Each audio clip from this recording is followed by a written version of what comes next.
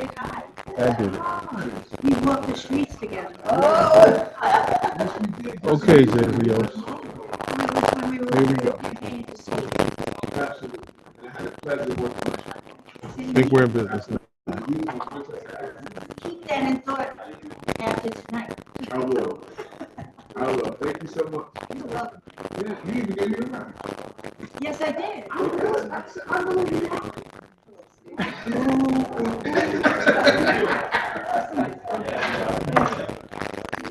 you, Mr. Chair. Thank you, sir. Whenever you're ready. I'll let you get to the podium and I'll be ready to go. Sounds marvelous to me. So this is safety. Still, yes, sir.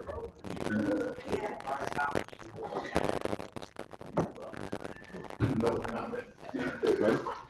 What's wrong with you?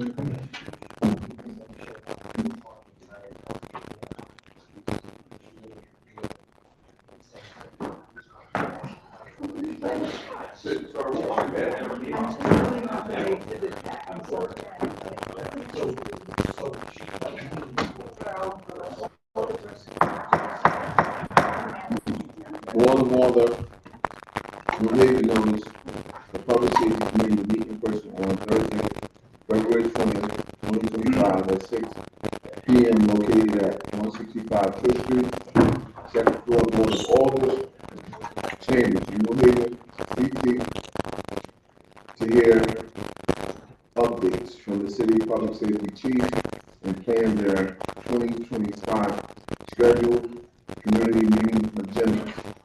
For our Honorable Brian Lee, Chair, Michael Smart, City Clerk.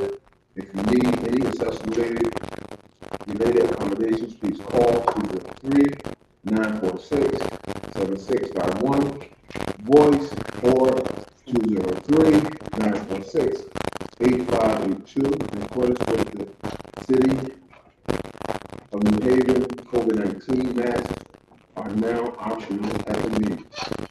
Public may send comments to public testimony NewHavenCT.com. Thank you all for coming out to the public safety meeting tonight. I would like to introduce my committee, starting from my right. Carolyn Huddy Smith, Ward 9. Old First Street, Ward 21. Walter Hines Smith, Ward 30. Frank Douglas, or Ward 2. Brian Wingate, Ward 29. Thank you. To the community that's here, I will ask the fire. I mean, we can do this together. You don't want to do it together? Chief Lawson has to go to bed. It's over. I mean, you know, y'all guys can come together, man. You know, y'all can come and sit up together if y'all want. If y'all want to sit together, come on, sit together. Let me listen to you go away. So, please state your name and address for the record. Daniel Faulkland, 952 Grand Avenue, New Haven. Really mixed it up. Carl Jacobson, 15 Westerly Road, New Haven. John Austin, 952 Grand Avenue. Patrick Love. It's the 100 Town Hall Boulevard and case 65. Michael Gotti, 1 Union Avenue. Come on up, sir. Come on up, sir. Yeah, come on up. Justin. I would like to acknowledge Brittany Mabry Magdalene. Just came in. And I would like to, I don't really have to do this, but I want to say my vice chair is here as well. Mrs. Hondas, Alder Smith.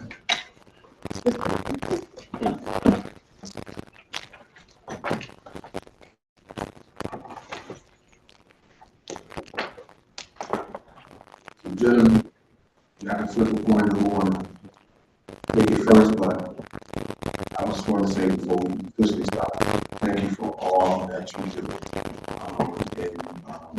That most definitely has a seal of approval Ms. Gould. And on that tap, take it. Appreciate that. Age before we age you. I want to thank you for the invitation, first of all. We always look forward to sharing our progress, our pain, and our concerns, and to be available to you to answer questions. What you have in front of you are the highlights from 2024 to 2025. So you have some of the things that we've accomplished and other matters that are in the works and what we plan to get to. So I'm going to tag teaming with Assistant Chief Coughlin, who's the Assistant Chief of Operations. And I'm not going to just read it verbatim, I'll just let you know that every year, almost since I've been here, we've had an increase between 800 and 1,500 calls each year. I think our current run numbers are 36,000, just over 36,000 calls through the fire department. And throughout 2024, there have been several times where the call volume has increased due to the uniqueness of those types of calls that we've done.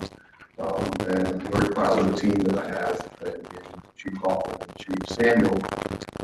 They come up with some wonderful ideas by being able to stretch the knowledge that we have, expanding our abilities and our operations, along with the resources that we can do more. They always say try to do more with less. That is a misnomer. You really can't do more with less. We can do better, but we stretch what we can. So call volume is up. Last summer, we were very happy. We had about 30 young people we were able to hire to paint fire hydrants. It wasn't just a matter of painting the fire hydrants. We exposed them to the fire service. They got to meet members of the department. They were supervised by our members. They were able to be out with people. We were able to talk to them about the equipment, the importance of maintaining hydrants, making sure we don't block hydrants. But it gave us an opportunity to talk to them about the most wonderful profession on the planet. So I'll turn it over to Chief Coughlin because those things about the hydrant program, that was really his baby. Sure. We partner with you that work. As the chief said, about 30 main hydrants. 2,632 hydrants in the city. Young men and women, 600 of them. We're going to have them back this year.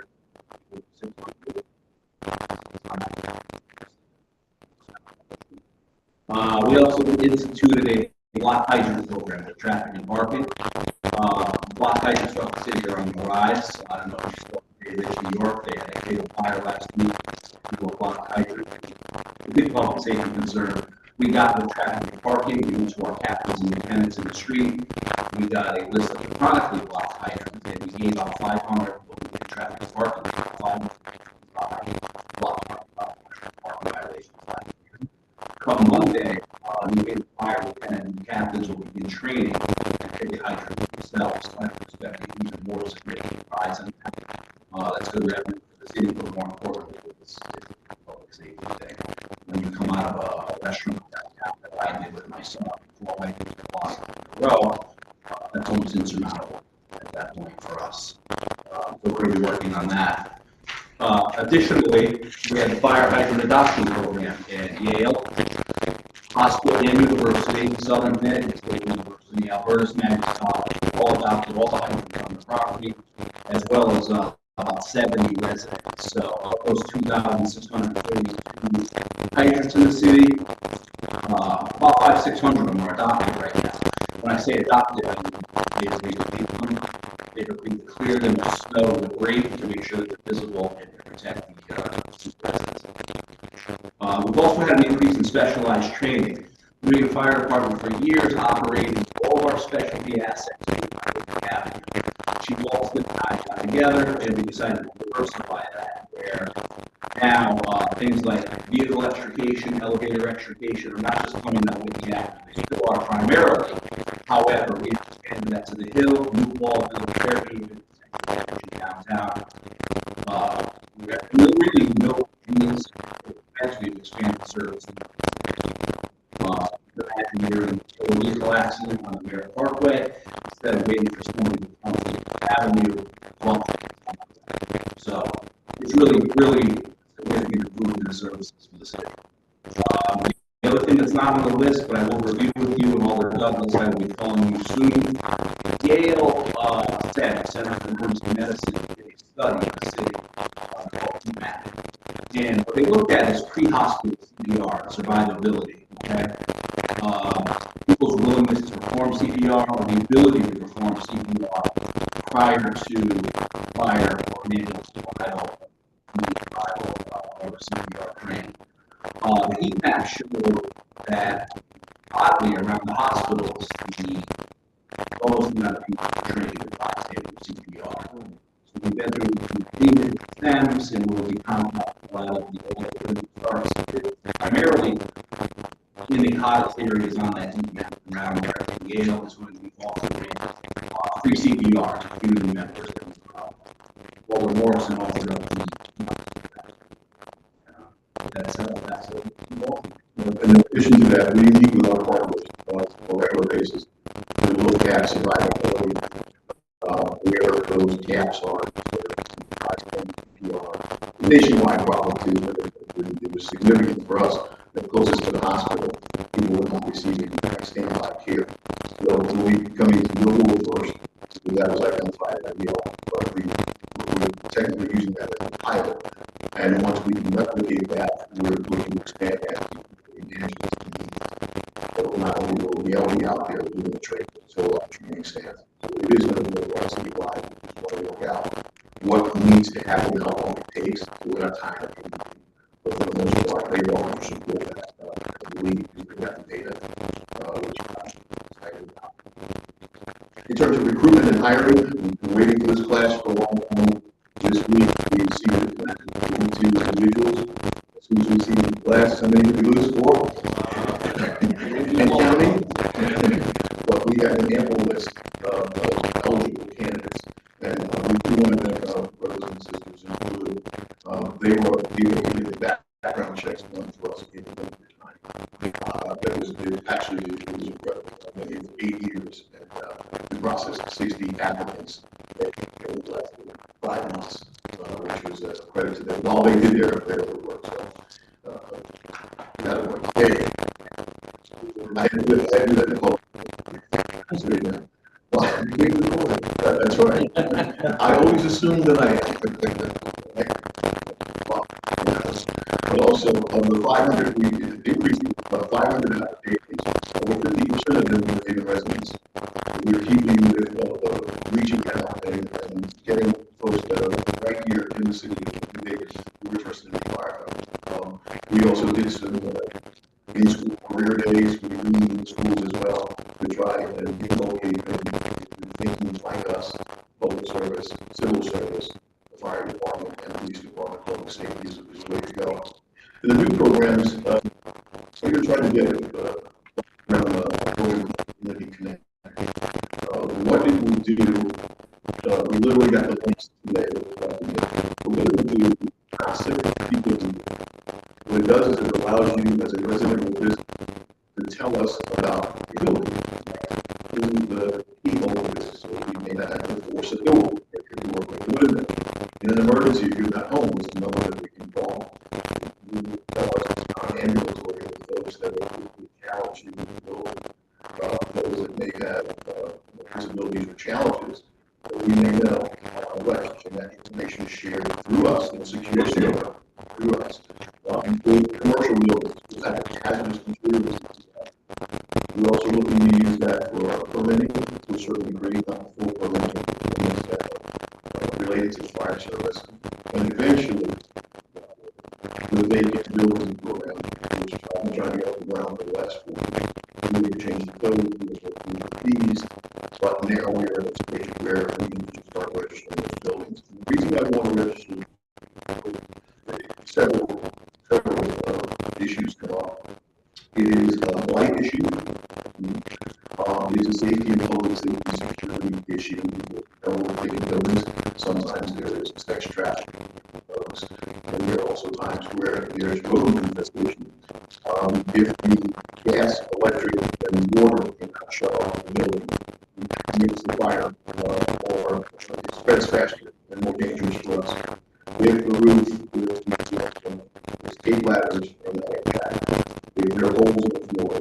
first thing we need to know about it is secure.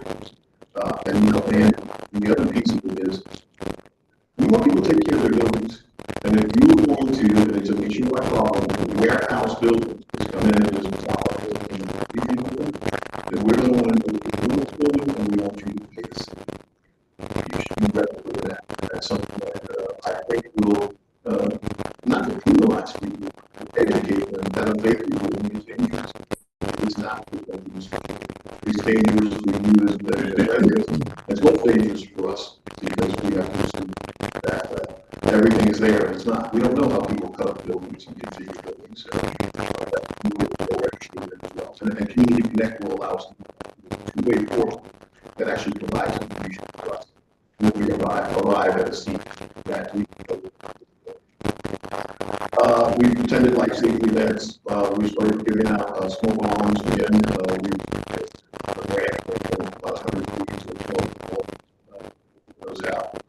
As it relates to the fleet and the additions, we've been working with the administration, BAO, to upgrade our fleet.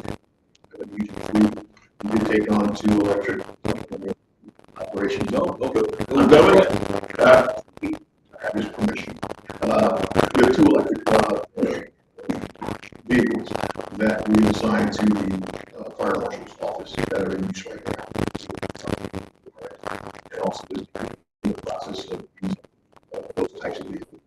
So the only concern that we have in the future is that we get those vehicles together. What we were using with the regular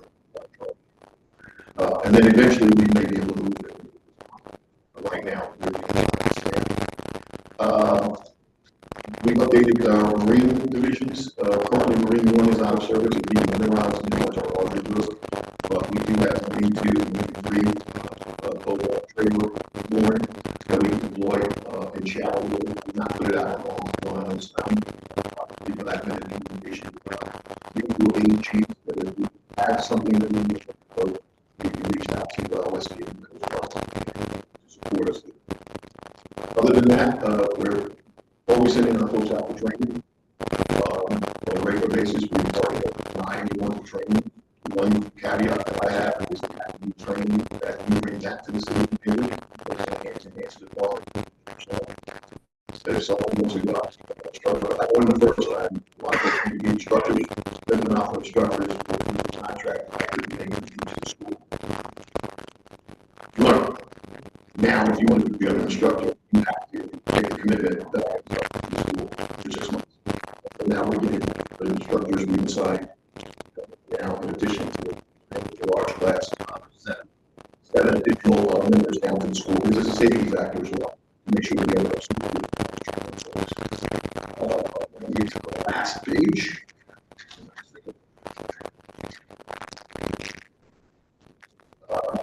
We talked about recruitment. We are in the process of working with the vendor, a new vendor for promotion and testing. Promotions not only are an operational key for us, but it improves our leadership, control, and morale. We want to see our records succeed. I've already talked about the online. And the response vehicle upgrades. We're replacing our outdated command vehicles with purchase orders literally received this week. So we have an aging fleet that we have to replace. And we continue to work with our partners, LCI and the Red Cross, and I'll just read that. The New Fire Department's achievements and initiatives reflect the commitment and effort we put into serving our community.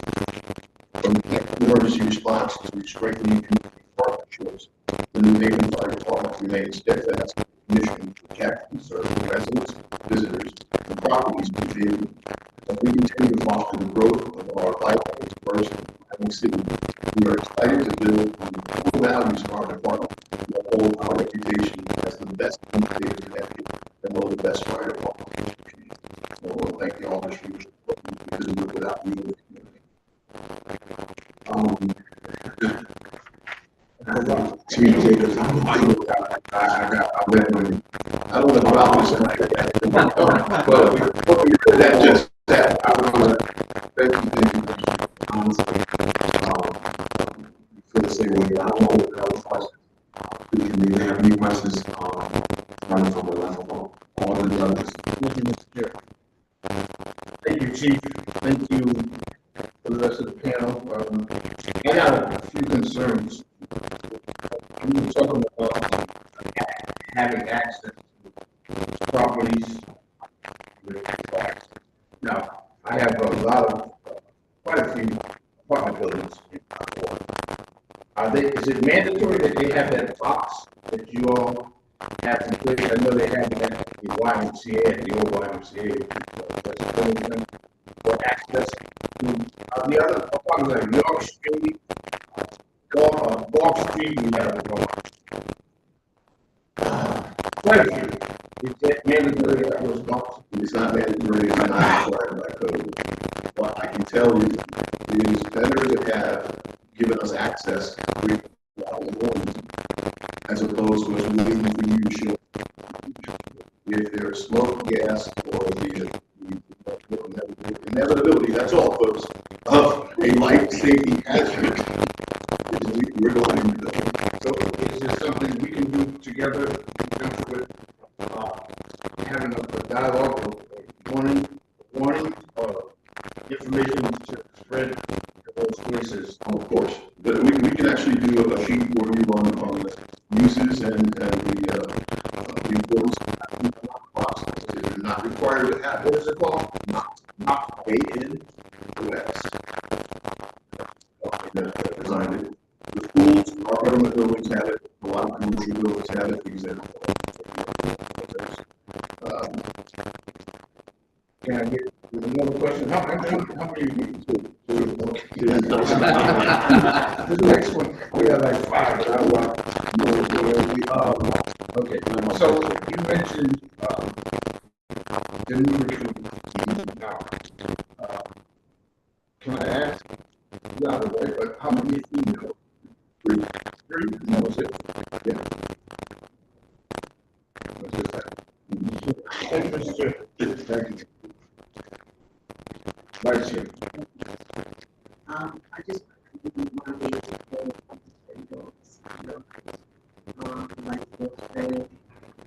I have one question. When are doing those for senior citizens also? And I say that it's market rate plus process for senior citizens. I'm always going to on March 8th, and I think it's important for seniors to receive. Great, it's a city for to do classes for senior citizens to be able to learn how to do CPR. In case of an emergency may happen to the spouse or someone. So what is your plan? Currently, our plans are to have most of our those recruits. I think we would like to have an offer conversation. If you can tell me when and where, and get the most folks at that time. If we can't get it, have a commitment. We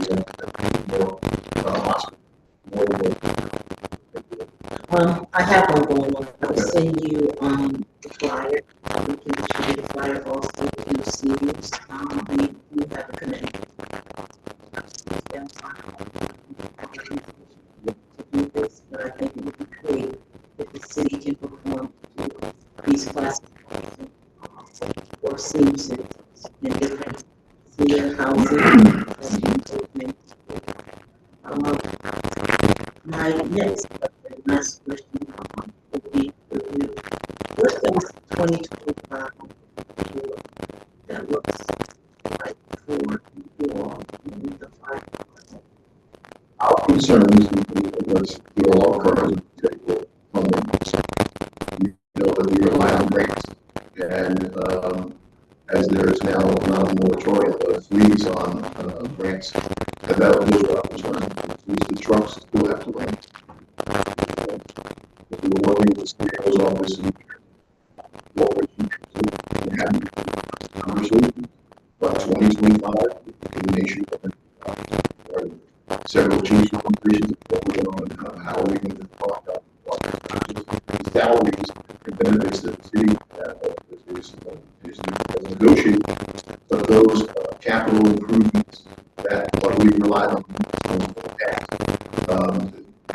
I can see that cities are being targeted, states are being targeted. It's a lively conversation. The 2025 piece, that's my concern. After the safety, we're going to do what we do with what we have. And in terms of the future, we need to replace and expecting to get what we got before.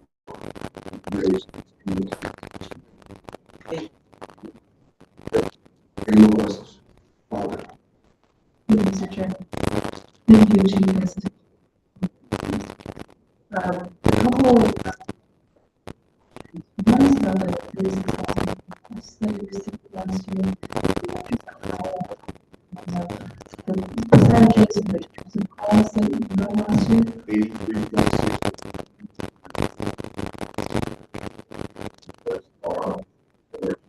Fires.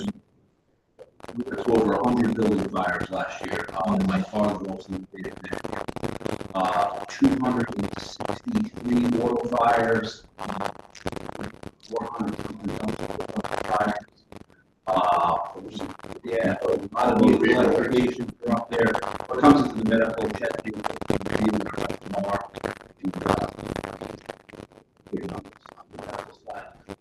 had, I don't have the exact, we have an incredible amount of saves. I believe we're definitely most of the region. We're doing a lot.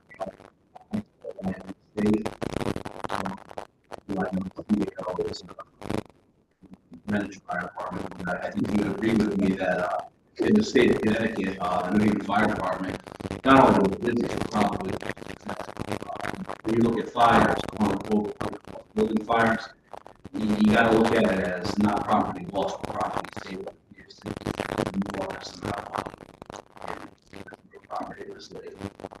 And if I can, I would be remiss, and I'm sorry to cut you off, but I have to say, with us having, we have a class in right now, but we are down 63 firefighters. All the work is being done by some people who are working, having to be ordered in and held over. And I know it's stressful for them and their families. I understand that. They are doing some increased workload, and I just want to acknowledge. I see what you're doing. I appreciate it too, as I mentioned earlier. You all want to say thank you sincerely for that. A couple other hiring up and down 63 firefighters. What do you whether original software and how can you see that? Well, recently we left the process of RFP out for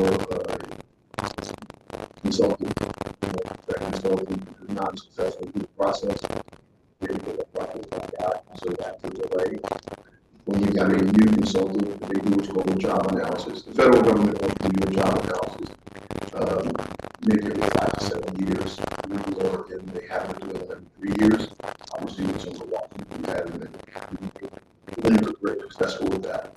The last vendor did that, owns that property, so a new vendor has to come in and do a, so that means doing surveys, ride-alongs, so that changes as well. And also, we are testing for just about exception of fires.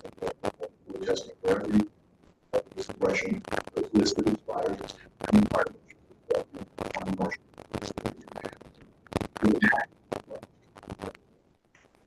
So before we go to the next, we want to let the ball that's the next access, then we'll come back.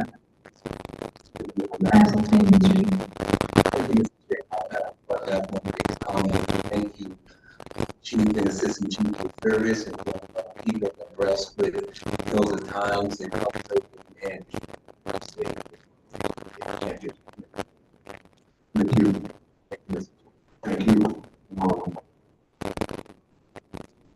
I will get to you want to stay with the chief, or we can. Nobody's got a bill. So usually the other way around. We stay to protect them. Before we go to Bill, we have another question for my last. And I will come back. Yes, sorry. Thank you. So if you could send us information on the training and also the smoke protection, how we can get the word out. How many do we have? We started with 144, we've been given that. As people know. We can't get the kids, but we need to talk about that.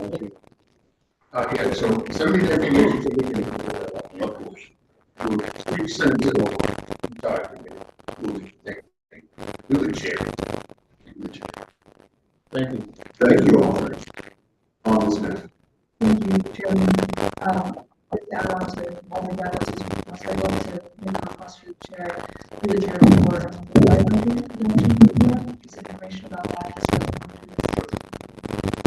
One of these questions is about the locked hydrant program, which I think is, I think you mentioned you also trained some of your team to issue those tickets. So a couple of issues. One is just if a resident, your assets give them a good idea. Residents usually continue to fix this emergency one of us emergency one. And then the response program that we're talking about is we're not going out looking for it. When we go out on call, particularly after 7 o'clock, because this has to be coordinated. We don't take anyone to work. Right? There are folks that take savings. We have a cooperation and communication with the other city agencies, traffic, PD, and the like. So yeah, we're on call. If the person's in the car, we'll ask them, we're not going to be in confrontation. Firefighters, there's work with police officers. If they spot it, they're going to issue the ticket. And hopefully the message is, it's not about, people don't, there are certain people that are not considerate of other people like that. But I understand that traffic, parking is a big deal. I don't think people realize that a fire can grow in seconds, not minutes. It can grow in seconds. And if that hydrant stops, first of all, we're not going to see it. And then once we see it, we can't get through it. Let me see what we need and go through the cars. I'm not going to say that. And allow the car. We don't want to do that. Don't want to do that. Are you all set? Now we will turn it over to our finance.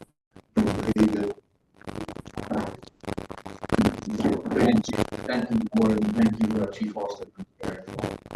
I want to start by thanking the board, and a lot of this great stuff that we're going to talk about was approved by you guys. This takes money. This money to do the things we're doing. We appreciate that. I want to thank the mayor's administration, the CEO, it was great. And just with them giving us the ability to come to you and get the approvals and to do things that, quite frankly, some departments aren't even doing yet. We're going above and beyond and outside the box to really make moves. And I'll start with our calls for service. We had 108,622, which resulted in 52,219 incidents. So cops took 52,000 reports. And being 65 officers short, that's a lot of reports per person, right? So I also have to thank the officers who made all this work possible. They got us to where we are. And, it's certainly, me and the chief talk about it all the time. Our worst nightmare is when some kind of smart guys and girls. And we want to do everything possible. And you guys have helped us do that to keep them safe and as well as the community. So, we're going to start off with a recap of the report. We're going to add some stuff related to the things we're looking at in 2025. We got 25 units hired and on the street. In 2025, we want lieutenant. We have had a detective test. We want to promote lieutenants. We are having a lieutenant test, and we want to promote lieutenants and promote detectives. We're doing recruitment campaign across all my media. The new contract, thank you very much for being involved. It's been phenomenal. I told the story here before. 29 people were leaving that's a base we can build. So even though we got 25 brand new training in the school, we did lose 23 for the whole year. 7 for the content, and then the rest of the other departments. That's the whole year. But at the end of the year, we potentially could have lost 20 more, and we were able to save that. The only reason is the number, right? And so we want to thank you for that. And building on that, we're going to go better and better and further because we got that. Because if we didn't get it, we'd be drowning, quite frankly. Yeah. So we have lots of technology, top fix, record. We have 83 LPRs now. Just yesterday, there was a shootout on the online. We were able to identify the car, find the car, get the suspect within 2 hours. And that's because of the cameras. We had our first electric vehicle. If you see it up on the right, the officers love it. The only people using it right now, they're using it in full capacity as a police car, but it's traffic. So traffic only works 16 hours a day. And it has that 8-hour window to charge from. And it's great as a patrol car too, but it's just integrating. Right now, there's not a patrol car that can do 24/7 right, without charge. So, but I'd like to see us, think about how we get more EV cars. They're expensive. They handle very well. They're extremely fast. They pick up. The traffic guys love them. We've been using it to lead off fuel and raise people to the electric car. And then the left bottom car is our new Dodge Durangos. They've been a hit. And we decided because we wanted to keep officer accidents down. We have so many brand new. We have a lot of little kids, right? We did a training with those cars, familiarization training, and then they got to learn how to throw stop sticks, and they drove that car around different parking lots and scenarios at high speed a little. And they actually thanked us. I wasn't sure how I was going to roll by teaching you how to drive, but they actually thanked us because they're like, we've never had this type of training. He said that we had, So I'm going to continue to do that. If we upgrade any kind of cars, we're going to learn how to drive them. We put them in. And one officer was like, "Hey, Chief, we appreciate your caring." So that was good. And as you can see, all the technology we're using, we want to get to a place where, and this will happen someday, where Fusus and Recore, they're all working together right now pretty well. But there's eventually going to be one thing that does all that, right? We want to eventually get to that where we're saving money and using money. We're still staying very transparent and accountable. We have a full policy and procedure overhaul so that we can meet the accreditation. So we're tier 1 this year. We got tier 1, last year. We're heading to tier 2 next year. We're going to continue our partnership with the CRB, the commissioners, and other community agencies. We are adding an internal affair investigator. We have caught up with internal affairs has cleared 70 cases this year, which is a lot. And I don't mean cleared, some of them were sustained. We've given them a lot of discipline. But we're being incredible, accountable and transparent. On Monday, I am joining the CRB community meeting. We're going to together address the public how we work together.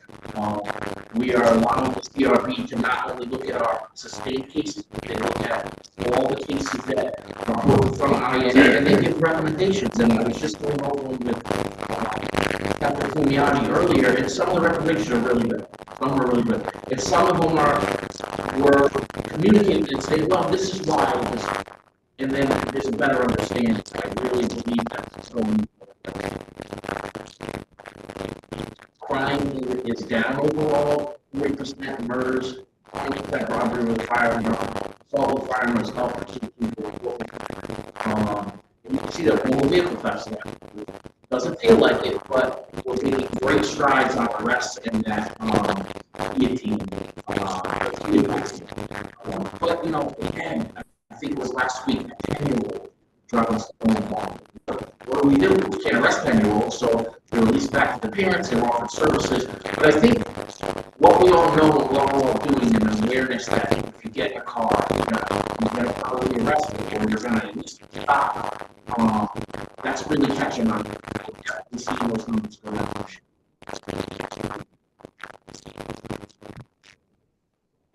Of course, the ground work of our department is community policing. We've added, you remember, we had to take away district managers, we added them back. This year, I'd like to make those lieutenants and be more than district managers. 10 districts, 10 district managers. We've had the crime suppression beats. It looks like where the numbers are getting up to where we're going to be able to have more walking beats with community events. We've got a great relationship with Chris, Project and our other partners. But we can't do it alone. We've seen a really, really good turnout of people helping us and assist us and coming to us and saying, "What do you guys think?" One of the things I talk about everywhere is PAL, right? And now we're doing over 1,000 kids, working with over 1,000 kids a week. I added another SRO to that program. And, you know, we and I put together some pictures. So flag football, chess, you know, we talk about it all the time, but you never get to see it. This is our summer camp with our comfort walls there for the kids. Big with PAL, that's every other week. Every other Saturday, I'm actually going to go this Saturday. I get these cupcakes. Girls basketball, we partnered with Project together to get girls basketball. They pay for the whole thing, right? So this is no cost to the parents and kids, and we find some kind of sponsorship.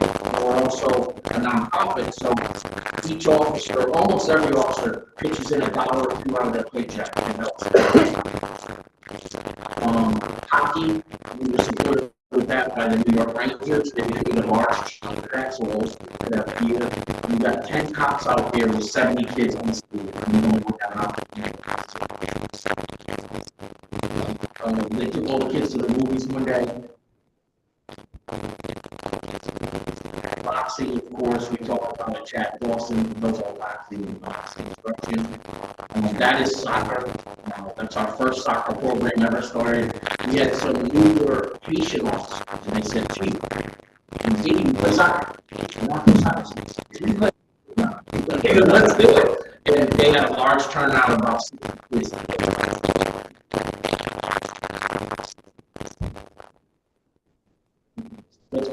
So my point with PAL is we're going to continue to do that. What we really want to do is partner with other entities in the city to work with kids, and Officer Smith does a great job. We're looking to have a central location for PAL. Right now, they operate out of the police academy, and that's okay. But we're looking at some point to have some kind of central location that's sustainable for grades. But it's been one of our pride and joys. We have kids talking about it all the time. We just interviewed a candidate and I hired him. He's going to our residence. He said, "I was in PAL in Hill House in 10 years.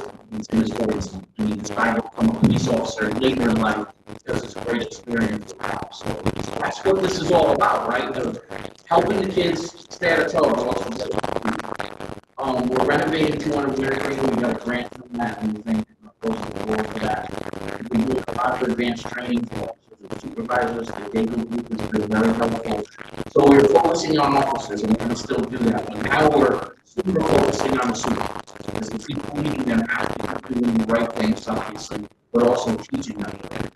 And our supervisors are young too, so we really focused. And I think Captain Yadi, he's found some really great training for supervisors. Increased mental health training. We did redo the gym at 1 million.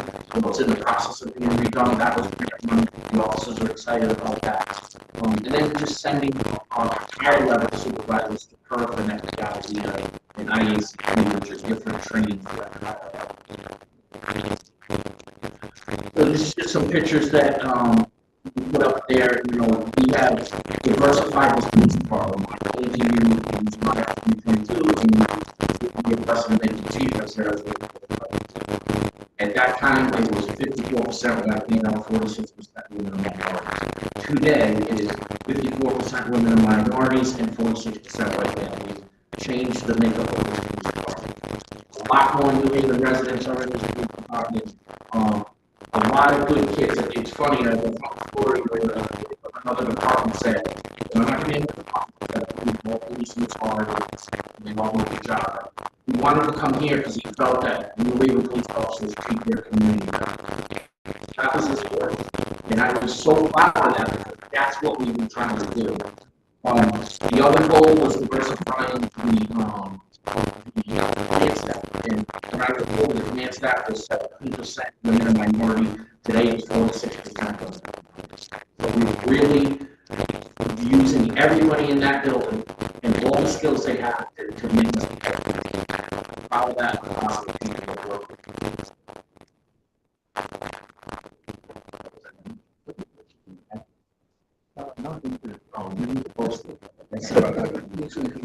You go with the question. Oh yeah, we even had a fire truck in the picture, and it looked old. You should get a good one. Well, before I open the question that, I just want to say, I think we have the best rapid fire, police, moving towards the market. We hear this team before you hears about what you receive, when you receive it, this team up here really care about giving you the tools that you need to be safe. So I just want to know to get this team because they get it, right? They receive it and they try to give it back. So the love that you give us, we give it back to you. Whatever we do. Any questions?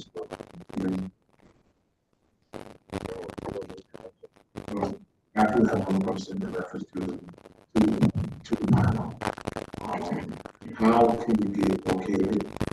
Like, how can you get in contact with job guys to get involved with it? Yeah, so we have a website that shows parents how to sign their kids up and everything else. It's like reports of where they are, where the locations are. So it's a full functioning website. It's up to date. A lot of people we refer them to the website, or I give a lot of phone numbers out of Sergeant Bronx. It's on a side note. David Jackson was another young man in our city, right? His little brother is a cop. And then I tell anything young man in our city, we're doing more outreach. We're going with our SROs and saying to the teachers, what kids need this more? Because we know on the law enforcement side, but not all kids are committing crimes that need more activities, right? We're trying to talk to the teachers, reaching out to more people and get more of the kids that really need this support. You come at the website, you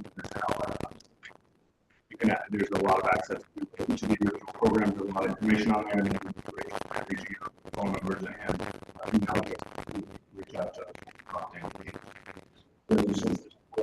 Fun stuff, recruiting stuff. Yes, fun. Well, please. Any questions from the committee?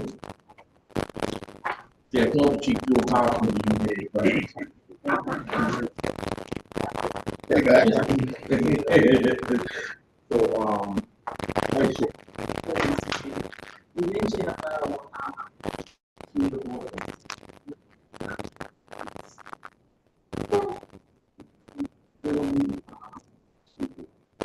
So we're attacking the problem for this. We have that we're past it. So not only are they going out and do enforcement a couple times a week, they're also going through evaluations, going through social media. So that's what we're trying to get a handle on that. I believe that's more interesting, right? And I think, like I said, Peggy Road you can't wrap. So I think we need to. We have been pushing the younger kids' names to do their work in the yard and the city's department to try to see if they can get service with those kids. So I think that's more trying to help them than trying to arrest them. But if they're in the car and we stop the car,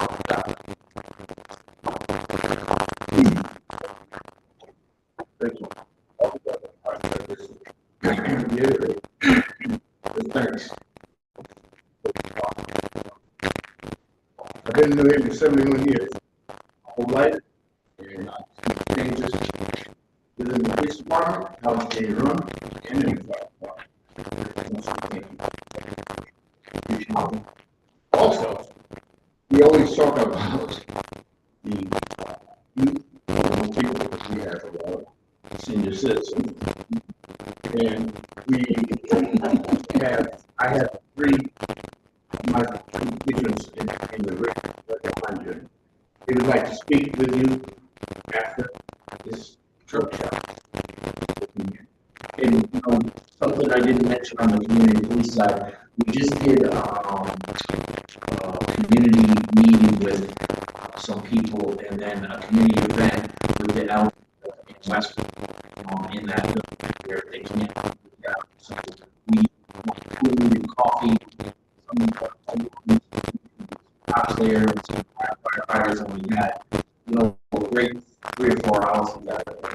We want to do something where we're moving around the city to all the places that house our elderly to kind of make those contacts. So let's make a stop at Ward 2. That we have a serious issue concern on York Street concerning noise ordinance and noise pollution, the environment. If you may have time, we have 3 young ladies who would like to speak with you. Thank you, Mr. Chair. Thank you so much. You have to speak. Introduce yourself. Justin McCarthy, acting CAO. I would just like to thank all of the departments and provide such a high level of service. Coming from the fire department and having that understanding, community is about I think the chiefs that are here, I think directly about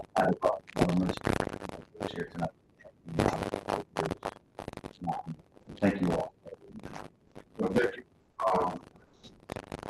I have to ask you, who was the officer who first brought to see? It's Officer Tyler Camp. He was on patrol in the area. I was wondering if we were going to make it through the whole meeting. I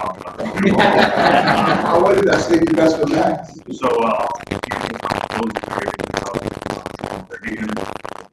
across the steel in the middle of the road in Chapel and East, and pulled the steel out of the road. They've seen some stuff. I don't know if you've ever removed the steel. Another funny story about that is you actually can call Mr. McClary, and there's one of the sergeants had to sit through a line where you press 1 for a beach whale, press 2 for some other marine, and he got all the way to like number 8 or 9 where he had to leave voicemail. And Mr. McClary quickly called us back, and the seal is recovering. And Only you believe. We took advantage of the seal on social media, putting up stories and putting up the That's right. I was watching World News and he came on. I know. Like, the way they had to sit on the pool. I can't say that enough. I can't thank you enough. Scholars and gentlemen, please, thank you. What you do, how can we help people? We take across. I'm going to do so, especially that's going to be happening here. The project over there, all about COVID, and y'all was doing a really good job at that. It sounded to me now pretty excited about what they can do. I'm going to have them come in. The committee, they want to talk. They see what they've had, what they're doing, how we can help them, what the call for and stuff like that. Please, everybody. Really, police chief, assistant chief, the interim CEO. Thank you so much, chief. I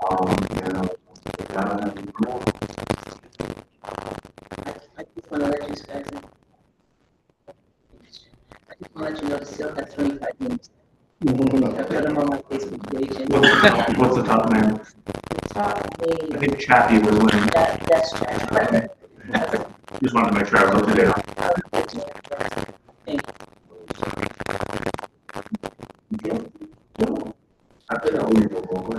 Thank you, Mr. Chair. That was just so well said at the end. So, but I do have a couple.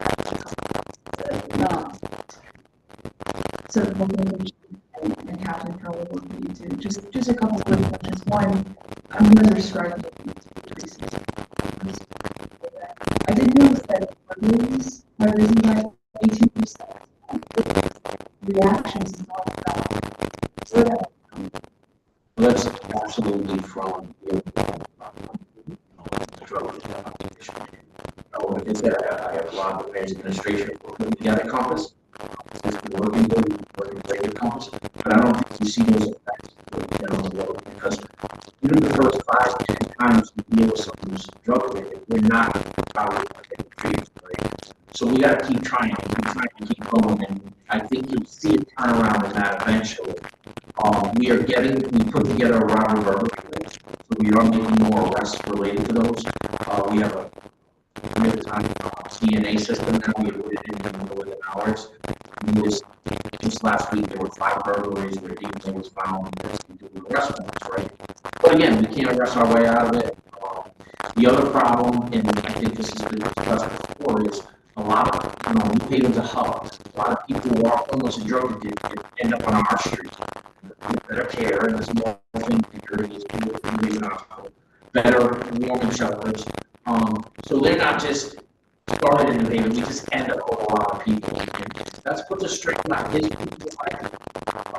But we're doing the right thing by that. We're not just throwing them in jail, we're trying to do the right thing. So, but I would definitely say that. There's one other factor also as we see more construction and more development, a lot of those individuals target unoccupied buildings like that. So the district managers have identified those locations. So where there is an increased construction, you'll see someone either certainly while they're occupying it, even less likely when they're occupying it, and it's all away from the home. That's still very rare. The majority of our burglaries are vacant buildings that match the same concerning fire we've had in some situations. Very helpful. My only last question is, it's so clear that partnership is so low. What partnerships do you wish you had that would help you do?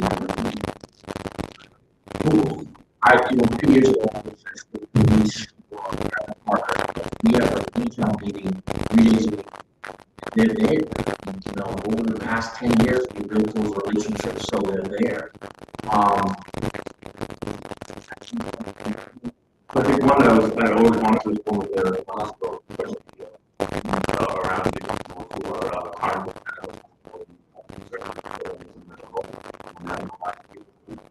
good relationship with that. So between the care, jail diversion, probation, the Department of State Police, and the emergency, they have to do that. So honestly, I don't know if I can think of anything. And I would say to you too, that model of that cooperation, the intel meeting, chief remembers when we have multiple overdoses. I call them up to get my intel, understand what the product is and everything. We made an arrest in 4 days.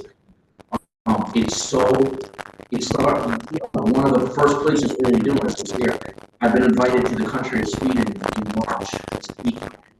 That's how big it is. And the woman who invited me, I was like, well, if you're paying and I'm coming, but I'm probably going to do it on a Zoom because I guess it's an 8-hour flight. So 2 days of flying for 1 day of speaking. But the point is she goes, well, I met you in 2015 as a sergeant. We met you again in 2018. We visited us twice, and they're having a spike in crime.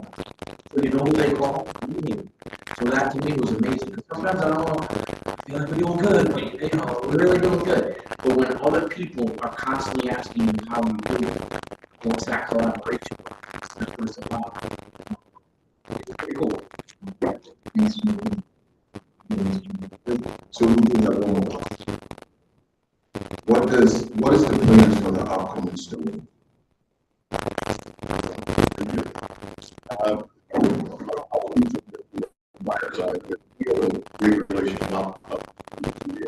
It's not just fire response, it's PPW, it's traffic, it's everyone.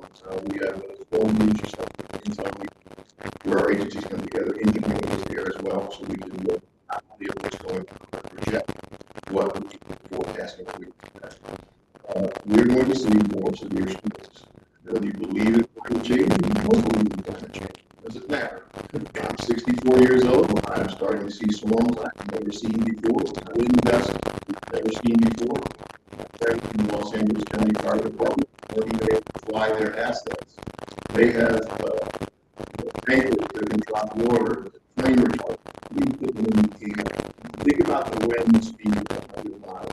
Think about driving down 91 at your legal speed, and the wind is going by you.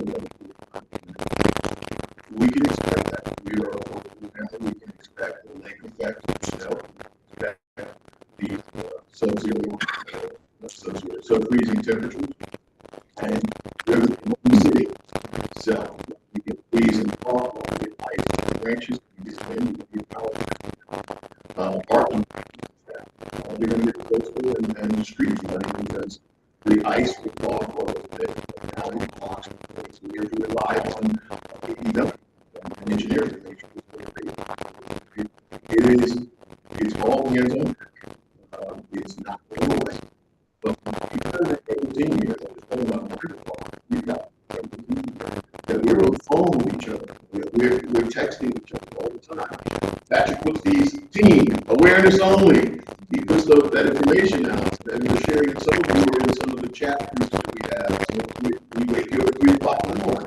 I remember it all the same. I want to know what's going on. And I say, okay, if you want to know, I'm up at 3 o'clock. I'll wake you up at 3 o'clock. But at least you know that we're out there doing our job and protecting the best of our building.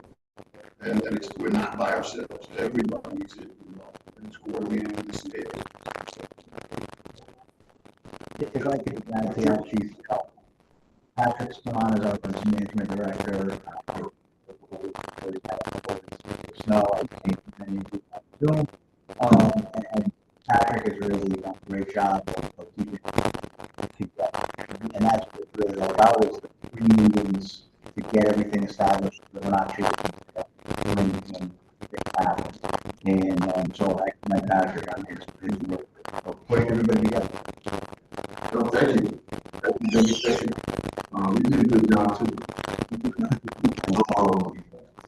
So April 15th, we'll try to have our guys come back.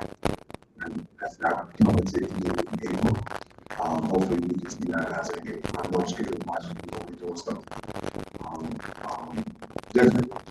We want to actually have April 15th so we can get what's going on and stuff like that. That's okay with me.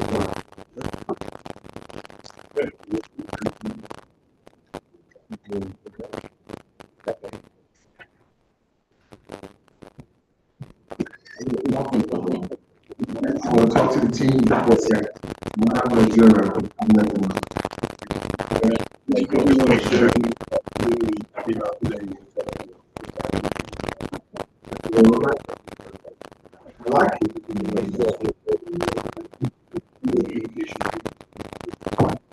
it. Thank you.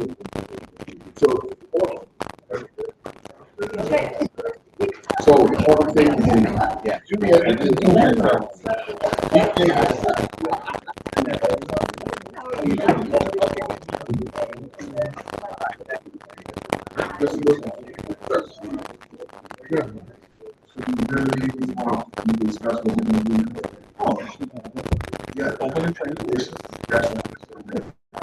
So, Project Longevity is back. Project Longevity is something that's happening. I was thinking that we can have them come back. All right, now let me see this next month.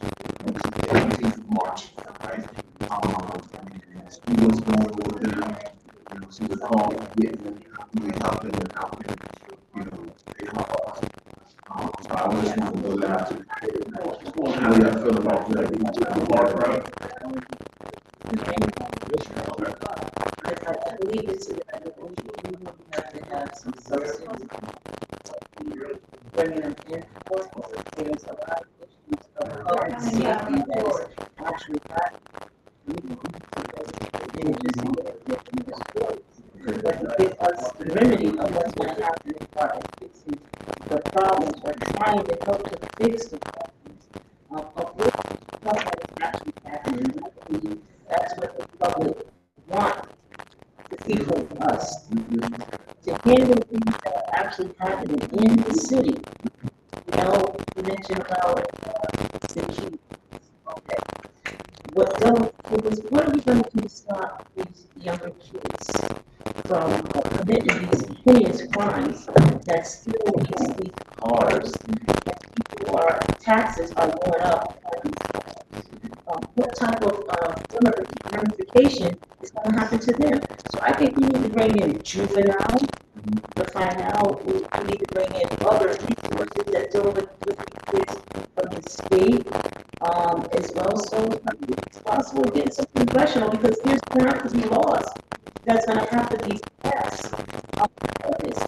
We can't continuously see these things happen. I see it, I hear it every day. Listen to these kids. It's like a kid to them. Oh, yeah, I stole the car today. Oh, yeah, I crashed the car. It's a we don't want to do things. We don't want to say, okay, I caught this guy, this 15-year-old kid, nothing's going to happen. No, we need something to happen. Warning aspect to happen for these kids. Oh, why they should not. They don't cause that much. Maybe we need to try to find a program, which is something that I'm trying to do now, to help them to build a car. Instead of stealing it, build your own car. Right?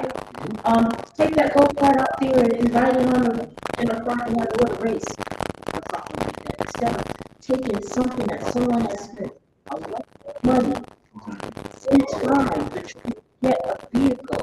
I heard a lady say, I just gave my last, and the insurance company is not supposed to put money towards it. I just lost my vehicle totally. So these kids got to know we got to stop slacking the money here. They got to understand that this is serious. If not, what are they going to do with the parents? To help the parents. And so much I don't believe. The catch-22 situation with that, that's because, the congressional part always got to come from the state, right?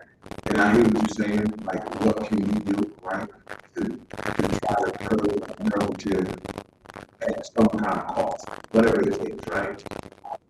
Or meet them where they are. Unfortunately, we don't have the power to say this should happen to them, right? That comes down from the state, right? But I do hear you, and I do think in reference to the acts, like a project, it's really sending some questions. I have a question around those things that we're not doing today. What I'm saying to you is we need to get all of those entities. I understand that it stems from the state that makes the law. We need to bring those people in here to find out what people do citizens in the state of Connecticut. Because this is not a new thing. This happened in all over. But what can we do about Connecticut? I get all their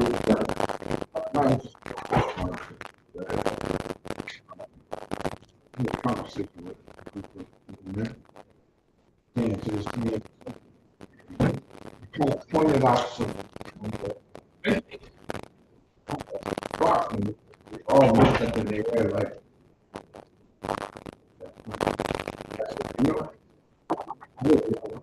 I stole cars. So when I got older, I realized the effect that it had on the entire community. Your insurance goes up. Crazy insurances. And it's due to misuse of all these bills. And the more you steal cars, the more our insurance goes up. So when you come up here to get you a car and get insurance, you think about that. Like, what they need is crazy stuff. When we settle down with things, think about this. And there's like the lights when I can like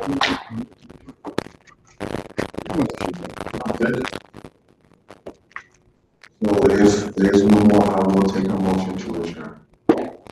All in favor? Aye. Any opposed?